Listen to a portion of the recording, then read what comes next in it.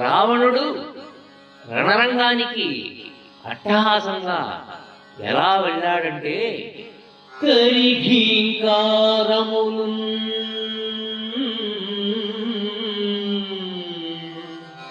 మహాజన తురంగవ్రాత హేషావళు వరకోదండ నినాదముల్ సుభట దుర్వారాట్టహాసంబులు గురు శంఖోజ్వలనాదము గురు శంఖోజ్వలనాదము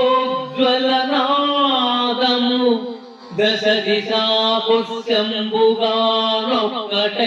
పరగన్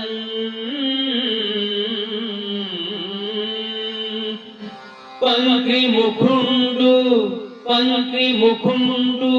తాను నడిచే కోపస్ఫూర్తి నిశ్వాసుడై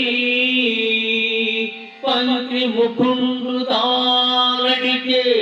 కోపస్ఫూర్తి నిశ్వాసుడై ఏనూర ఘీంకారాలు, అశ్వదళ హేషలు, ధనుష్ఠాంకారాలు, వీరభటుల పట్టరాని అట్టహాసాలు, భరించరాని శంఖధ్వానాలు ఒక్కటై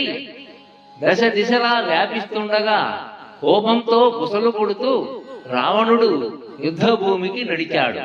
తెలుగుకే పెద్ద పీట వేసిన మొల్ల అవసరమైతే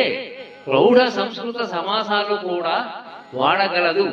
అని చెప్పడానికి ఈ పద్యం ఒక్కటి చాలు.